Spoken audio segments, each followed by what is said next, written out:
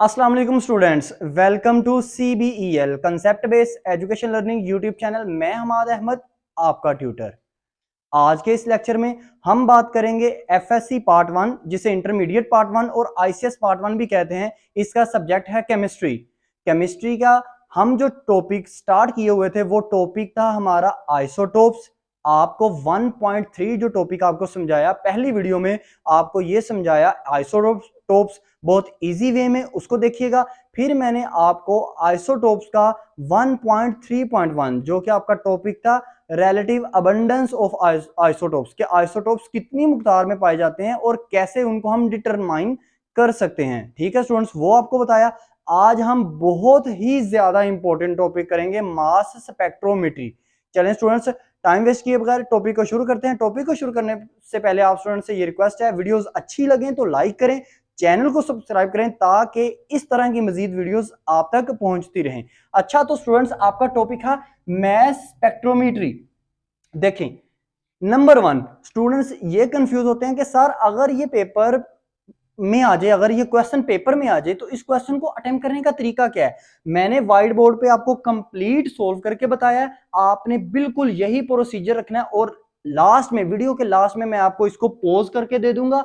आपने वीडियो को जब मैं पोज करूंगा पूरे व्हाइट बोर्ड को, आपने उसकी स्नैप ले लेनी है और फिर उसको नीट नोट कर लेना आपने। ठीक है, और आपने पेपर में अगर मास स्पेक्ट्रोमेट्री का क्वेश्चन आ जाए, आपने बिल्कुल यही सेम प्रोसीजर आपने रखना है। इसी वजह से मैं स्टूडेंट्स आपको कहता हूं कि इस यूट्यूब चैनल को सर्च करना और इसको सब्सक्राइब करना बहुत जरूरी है, क्योंकि हम आपके पास ऐसी वीडियोस लेके आएंगे जो कि आपके पेपर में इंतहाई इजी वे से आपको बताया जाएगा, जो कि कोई और यूट्यूब चैनल आपको प्रोवाइड नहीं करेगा। अब देखो, मास स्पेक्ट्रोमेट्री, पहले ये समझते हैं मास स्पेक्ट्रोमेट्री है क्या। देखो स्टूडेंट्स, मैंने जब ना RAM यानी कि रिलेटिव एटॉमिक मास का जब चैप्टर मैंने टॉपिक मैंने करवाया था ना, मैंने आपको बोला था कि जब कार्बन 12 को से जब कार्बन 12 से कंपैरिजन करके हम किसी भी एलिमेंट का एटॉमिक मास निकालते हैं तो उसमें जो टेक्निक, उसमें जो इंस्ट्रूमेंट, जो टेक्निक और इंस्ट्रूमेंट हम यूज करते हैं वो है आपका मास स्पेक्ट्रोमेट्री। इसी तरह मैंने आपको ये बताया था कि जब हम ये देखते हैं ना कि किसी भी एलिमेंट के एटम्स में कितने आइसोटोप्स पाए जाते हैं, जैसे हाइड्रोजन में 3, ऑक्सीजन में 3, नियोन में 3,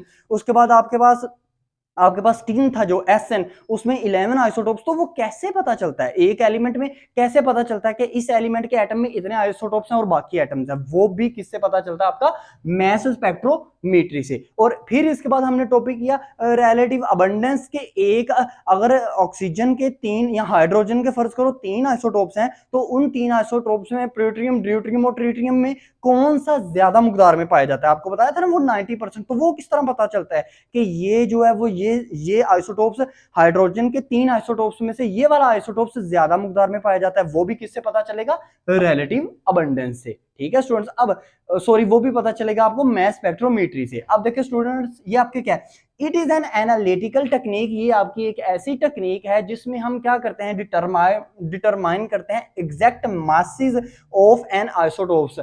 एक आइसोटोप्स के एग्जैक्ट मैसेज को फाइंड आउट करते हैं, मालूम करते हैं। मतलब क्या कि एक आइसोटोप्स के कितना कितना मैस कितना है, उस आइसोटोप्स का, किसी भी एलिमेंट के आइसोटोप्स का मैस कितना है, प्लस हम ये मालूम करते हैं। आप मैस को इस तरह समझो कि उसका एटॉमिक मैस कितना है, किसी भी रिलेटिव एटॉमिक मैस कितना है किसी भी एलिमेंट का। और इसमें हम क्या दूसरी चीज मालूम करते हैं, रिलेटिव अबंडेंस के, वो जो आइसोटोप्स हैं उनमें से कौन सा कितने परसेंट पाया जाता है, कौन सा कितने परसेंट पाया जाता है, कौन सा ज्यादा पाया जाता है, कौन सा कम पाया जाता है। आप सबसे पहले क्या करोगे, ऐसे ही डेफिनेशन लिखोगे, डेफिनेशन में ये पॉइंट्स, फिर आप आ जाओगे प्रिंसिपल पर।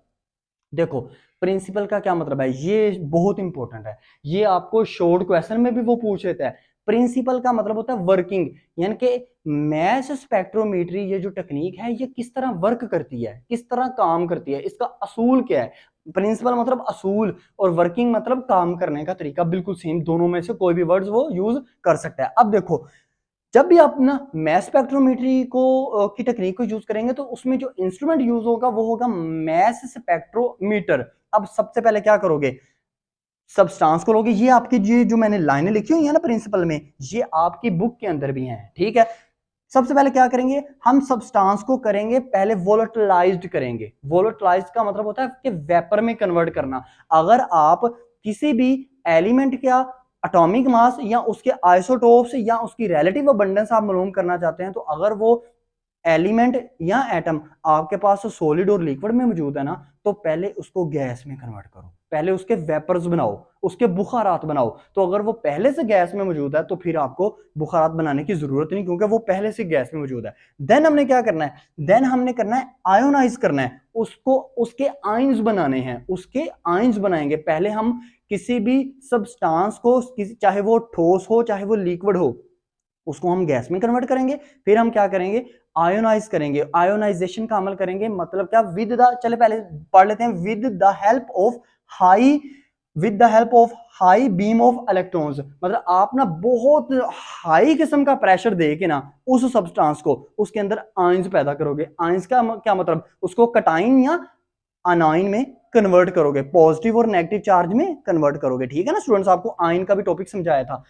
उसके बाद क्या करोगे, द गैशियस पॉजिटिव आयन। अच्छा, जो क्या होगा, द गैशियस पॉजिटिव आयन। अच्छा, जो हमने बुखार, जो हमने उसमें वेपर्स में हमने जो सब्सटेंस को कन्वर्ट किया ना गैस में, उसके जो गैशियस एटम्स होंगे ना उनको पॉजिटिव आयन में कन्वर्ट करेंगे। मतलब हम जितने भी, हम ना, हम जो जब इन आयन को, जब इस गैस को या इस गैस के मॉलिक्यूल्स को जब हम आयन में कन्वर्ट कर रहे हैं, तो उसमें से जो पॉजिटिव आयन वाले एटम्स होंगे, आयन वाले एटम होंगे, मतलब जो केटाइंस होंगे, ठीक है, इस तरह ले लें, जो केटाइंस होंगे उनको हम क्या करेंगे, उनको हम सेपरेट करेंगे। सेपरेट कैसे करेंगे, सेपरेट करेंगे एम ओवर ई रेशो से। एम ओवर ई रेशो क्या है, देखिए एम ओवर ई आपके रेशो ये होती है कि आपको ना आगे वो मैग्नेटिक फील्ड बनी होती है, वो मैग्नेटिक फील्ड से उसको पास करवाया जाता है, उसको डिफ्लेक्ट करवाया जाता है। वो जब ये आगे पिक्चर बनी हुई है, जब पिक्चर पे आता हूं तब मैं आपको पूरा प्रोसीजर समझाता हूं। फिर क्या करेंगे, एंड में हम ये करेंगे कि जो आपके पास रिमेनिंग चीज रह जाएगी ना, उसको हम रिकॉर्ड कर लेंगे। रिकॉर्डिंग का मतलब होता है कि आगे एक स्क्रीन लगी होती है एंड पे, उसको रिकॉर्डिंग करेंगे in the form of peaks. Peaks का मतलब होता है कि ये हल्के हल्के ऐसे डॉट डॉट सी लाइनें, वो भी बताता हूँ आगे, ग्राफ भी बना हुआ है, आपने टेंशन नहीं लेनी। अब यहां से हमें 5 पॉइंट मिलते हैं। नंबर 1 हमने क्या दिख रहा है, नंबर 1 हमने वेपराइजेशन का अमल करना है। नंबर 2 हमने क्या करना है, आयोनाइजेशन का अमल करना है। नंबर 3 पहले हम वेपर में कन्वर्ट करेंगे, फिर उनको उन्हीं गैस के मॉलिक्यूल्स को आयन में कन्वर्ट करेंगे। फिर आयन में कन्वर्ट करने के बाद हम क्या करेंगे, उसको एक्सेलरेशन करवाएंगे। मतलब एक्सेलरेट का मतलब होता है कि उसको स्पीड अप करेंगे, उसकी स्पीड तेज करेंगे, ताकि स्पीड से जाके वो टकराएं, और टकराने के बाद हमें पता चल जाए कि जो मॉलिक्यूल्स उसके अंदर से, सुराख के अंदर से गुजर जाएंगे ना, वो हमारे पास कैसे आ जाएंगे, in the form of peaks हमारे पास रह जाएंगे। फिर हम चौथे अमल पे क्या करेंगे, डिफ्लेक्शन करवाएंगे। डिफ्लेक्शन का मतलब होता है तो उनको गुजारना। एक्सेलरेशन का मतलब है कि उनकी स्पीड अप करना, उनको स्पीड देना, ठीक है ना, उन मॉलिक्यूल्स को स्पीड देना। और डिफ्लेक्शन का मतलब है कि उनको डिफ्लेक्ट करवाना, गुजारना, और एक हल्के से सुराख के अंदर से ना गुजारना। और एंड पे हम क्या करेंगे, रिकॉर्डिंग कर लेंगे। रिकॉर्डिंग में हम ये देखेंगे कि भाई हमारे पास इस एलिमेंट के एटम के कितने कितने ऐसे एटम हैं जो किस में कन्वर्ट हो गए हैं, आइसोटोप्स में कन्वर्ट हो गए हैं। अब आप इस पिक्चर पर आए, ये है, अब आप ऐसे ही पेपर में सबसे पहले क्या लिखेंगे, मैस स्पेक्ट्रोमेट्री की डेफिनेशन, फिर उसका प्रिंसिपल ऐसे प्रिंसिपल के आगे 5 पॉइंट्स, फिर आप ये पिक्चर बनाएंगे। ये वाली, ये पिक्चर किसकी है, आपके मास स्पेक्ट्रोमीटर की। अब देखो, पहले सबसे पहले ये पहले नंबर पे आपको नजर आ रहा है, यहां से आप अपने सब्सटेंस को इनलेंट करवाएंगे। इनलेंट का मतलब होता है दाखिल करेंगे, दाखिल करेंगे। अगर तो वो सॉलिड या लिक्विड में है तो उसको पहले क्या करना पड़ेगा, हमें हमें पहले उसको गैस में कन्वर्ट करना पड़ेगा, वेपर्स बनाने पड़ेंगे, वोलेटिलाइज्ड करना पड़ेगा। ठीक है स्टूडेंट्स, फिर आप आगे वाले पोर्शन पे आ जाओ। तो आगे वाले पोर्शन ये आपको आयोनाइजेशन करके देगा, आयंस में कन्वर्ट करके देगा, क्योंकि यहाँ पे हाई बीम ऑफ इलेक्ट्रॉन हम यूज करते हैं, हम उसको बड़ी हाई किस्म की एनर्जी देते हैं। जैसे ही हम उन मॉलिक्यूल्स को जो गैस में मौजूद हैं उनको हाई किस्म की एनर्जी देते हैं ना, तो वो आयंस में कन्वर्ट हो जाते हैं। फिर वो आयंस किस में कन्वर्ट हो जाते हैं, वो आयन पॉजिटिव आयन यानी कि केटाइंस बन जाते हैं। ठीक है, अब नेक्स्ट अमल क्या है, जैसे ही वो पॉजिटिव आयन में कन्वर्ट होंगे तो उसके बाद आगे एक मैग्नेटिक प्लेट लगी होगी, मैग्नेटिक फील्ड बनी होगी। मैग्नेटिक फील्ड ऐसे स्टूडेंट्स पैरेलल बनती है। अब यहाँ पे पिक्चर में आपको पैरेलल बन के नहीं थी आ सकती, क्योंकि बोर्ड पे बनाना एक डिफिकल्ट होती है। पिक्चर को। अब मैग्नेटिक फील्ड आपको पता है मैग्नेटिक फील्ड किसे कहते हैं? अगर मैं हाथ में नीचे वाले हाथ में एक मकनातीस पकड़ लूं, एक ऊपर वाले हाथ में मकनातीस पकड़ लूं, तो इन दोनों के दरमियान में जो वो आपस में एक दूसरे को खींचेंगे ना, दरमियान में जो फोर्स बनेगी ना, वो फोर्स जो कशिश की आएगी, उस कशिश की फोर्स को हम क्या कहते हैं? Magnetic field. और अब मैग्नेटिक फील्ड से क्या होगा? मैग्नेटिक फील्ड से वो एक्सरलेट करवाएंगे हम उन्हें, वो जो बुखारात जो पॉजिटिव में कन्वर्ट हो गए यानी कि कैटायंस में जो कन्वर्ट हो गए ना, हम उनको एक्सरलेट करवाएंगे, मतलब उनको स्पीड अप करेंगे, उनकी स्पीड बढ़ाएंगे, ठीक है। फिर एक्सरलेट करवाने के बाद हम क्या करेंगे? उनकी डिफ्लेक्शन, मतलब इस मैग्नेटिक फील्ड के आगे ना एक एक छोटा सा, जैसे हमारे पास 2 रुपए का या 5 रुपए का सिक्का हो, उसमें हल्का सा हम सुराख कर दें, तो अब उस सुराख के अंदर से हमने उनको गुजारना है, वो गैस के जो मॉलिक्यूल्स हैं, ठीक है, वो एटम जिसको हमने गैस में कन्वर्ट किया है, उसके मॉलिक्यूल्स को हमें वो हल्के से सुराख से गुजारना है, और गुजारना इस तरह है कि वो एक कतार की सूरत में है, बिल्कुल एक ऐसे कतार की सूरत में जाएं, ठीक है। अब उस अमल को कहते हैं डिफ्लेक्ट करवाना, उसके अंदर से डिफ्लेक्ट। अब जैसे डिफ्लेक्ट करेंगे, कुछ तो ऐसे ऐसे इधर उधर जाके लगेंगे, ठीक है, लेकिन कुछ ऐसे होंगे जो बिल्कुल ऐसे सुराख के अंदर से बिल्कुल गुजर जाएंगे। अब जो सुराख के अंदर से गुजर जाएंगे, तो दूसरे वाले क्या करेंगे? दूसरे वाले भी कोशिश ये करेंगे कि वो पीछे से फिर आए, उस सुराख से फिर गुजरने की कोशिश करें, ठीक है ना स्टूडेंट्स। अब आप ये कहोगे क्या वो चिमटेंगे नहीं उसको, मकनातीस को? नहीं स्टूडेंट्स, ये मकनातीस को कभी भी नहीं चिमट सकते। उसकी वजह क्या है? क्योंकि इनके ऊपर पॉजिटिव चार्ज है, समझ आइए। इस वजह से ये डिफ्लेक्ट, मतलब गुजरने की कोशिश करेंगे और एक कतार से गुजरते जाएंगे, एक कतार बनाएंगे, और एंड पे क्या होगा? एंड पे स्टूडेंट्स आपको एक रिकॉर्डर लगा होगा। रिकॉर्डर मतलब ये होता है कि स्क्रीन टाइप एक स्क्रीन लगी होगी, जो क्या दिखाएगी, जो ये महसूस करेगी, ये फील करेगी, मतलब समझ ले कि कंप्यूटर की एक स्क्रीन लगी होती है, वो ये देखती है कि इस गैस के मॉलिक्यूल्स में से कितने ऐसे हैं जो गुजर गए हैं कतार की शेप में। वो फिर ऐसे ना एक ग्राफ की सूरत में बना देते हैं, स्क्रीन के ऊपर ऐसे ग्राफ बनाते जाते हैं, ताकि उनको पता चल जाए कि इसमें से कितने आइसोटोप्स बन के आए हैं हमारे सामने।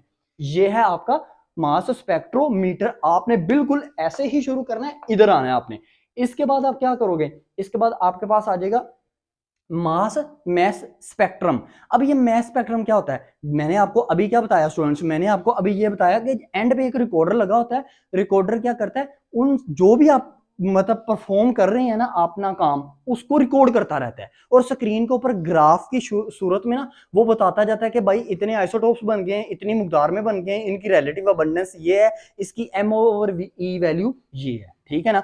अब देखो मास स्पेक्ट्रम क्या है? मास स्पेक्ट्रम क्या है? ये प्लॉट है, मतलब प्लॉट कहते हैं डाटा को प्लॉट करना। डाटा को प्लॉट करने का इस तरह समझ लो कि डाटा को अज्यूम करना। मास स्पेक्ट्रम क्या करता है? डाटा को अज्यूम करता है, और इसके एक्स एक्सिस पे हम किसको लेंगे? एक्स एक्सिस पे लेंगे M/E वैल्यू को, मैस टू चार्ज रेशो को लेंगे, और वाई एक्सिस पे किसको लेंगे? रिलेटिव अबंडेंस को लेंगे, ठीक है। और फिर हमें पता चल जाएगा कि हमारा स्पेक्ट्रम जो है, मतलब एक्स एक्सिस पे हमने किसको लेना है? M/E वैल्यू को। वाई एक्सिस पे किसको लेना है? रिलेटिव अबंडेंस को। अब हम देखेंगे कि इसका ग्राफ किस तरह बन रहा है, और कितने आइसोटोप्स, किसी भी एलिमेंट के एटम्स के कितने आइसोटोप्स बन के आ रहे हैं। जैसे ये देखो नियोन, तो नियोन का फर्ज करो ये जितना भी हमने काम किया, ये नियोन गैस हमने ली, ओके स्टूडेंट्स। अब एंड पे हमें नियोन का आया ग्राफ बन के आया। अब नियोन के ग्राफ में देखो, तो ये जो पहली लाइन आपको ऐसे अब नियोन के कितने आइसोटोप्स होते हैं? 3 आइसोटोप्स होते हैं। मैंने आपको कहा था ना नियोन के 3 आइसोटोप्स होते हैं, जब मैंने रिलेटिव अबंडेंस आपको समझाया। तो नियोन के, फर्ज करो नियोन के एटम के ना कोई 100 को एटम है, नियोन एलिमेंट के, ठीक है, कोई 100 को एटम है, लेकिन उनमें से सिर्फ 3 आइसोटोप्स बने। तो आपके माइंड में तब आया होगा कि ये कैसे पता चलता है कि सिर्फ 3 आइसोटोप्स बने? वो इस तरह मास स्पेक्ट्रोमेट्री से जितने एटम्स के जितने आइसोटोप्स बन जाए ना, वो आपको ग्राफ की सूरत में शो होते रहते हैं कि भाई इसके इतने बने। जैसे देखो नियोन के 3 बने होंगे, इस वजह से आपको ये देखो ये 3 लाइनें शो हो रही हैं, सही है। जैसे कि नियोन 1020, नियोन 1021, नियोन 1022।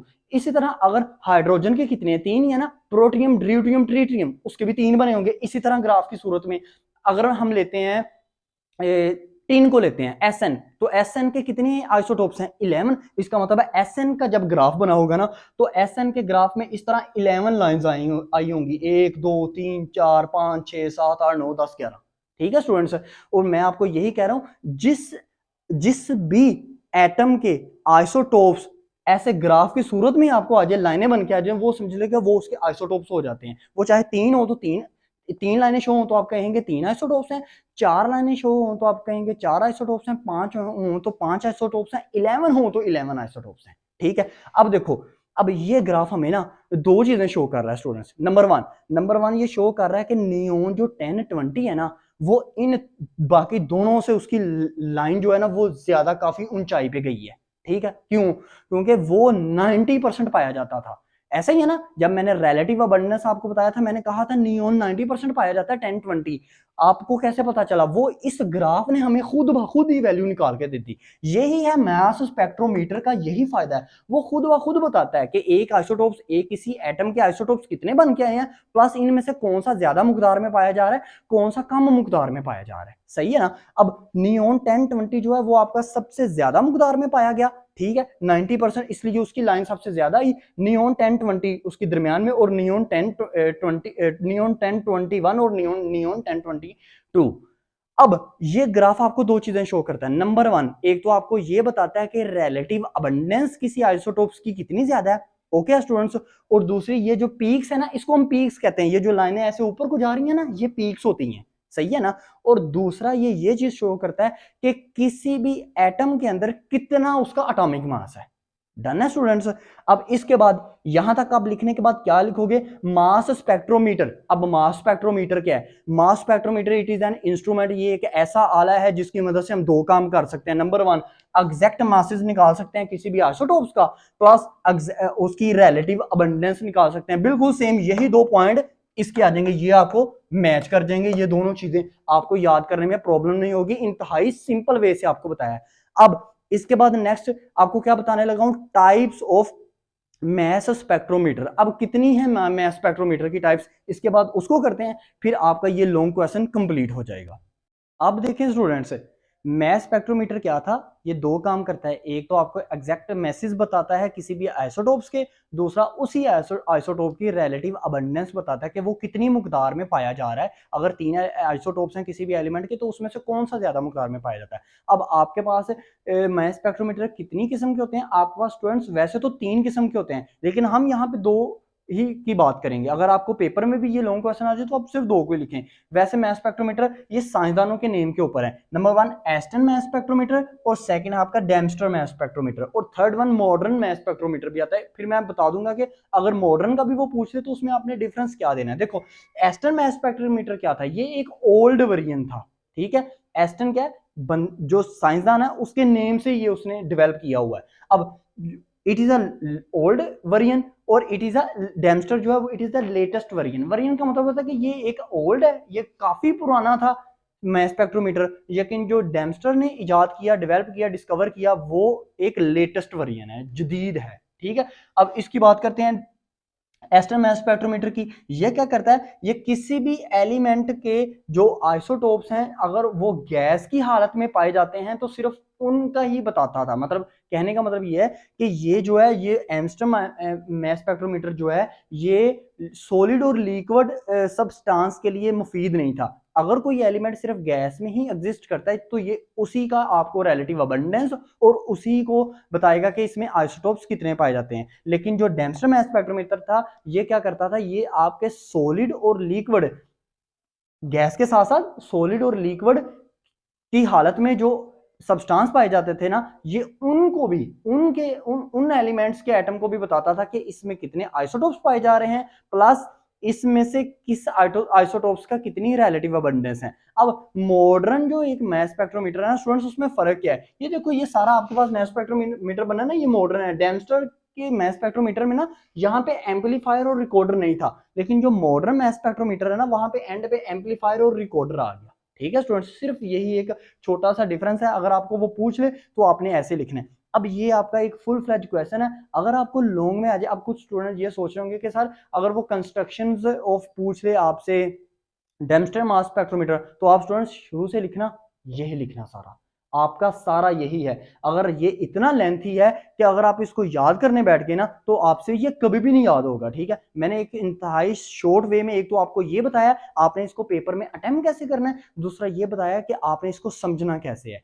स्टार्टिंग से शुरू कीजिएगा। पहले मास स्पेक्ट्रोमेट्री की डेफिनेशन, फिर आपने क्या करना है, प्रिंसिपल लिखना है, प्रिंसिपल के बाद ये पिक्चर, फिर मास स्पेक्ट्रम में मैंने ये आपको एक ग्राफ बना के दिया वो, फिर मास स्पेक्ट्रोमीटर उसकी डेफिनेशन, फिर मास स्पेक्ट्रोमीटर की टाइप्स। ठीक है स्टूडेंट्स, आई होप सो आपको वीडियो अच्छी लगी होगी। वीडियो अच्छी लगी तो लाइक कीजिएगा, चैनल को सब्सक्राइब कीजिएगा। अब तक के लिए इतना ही, अल्लाह हाफिज।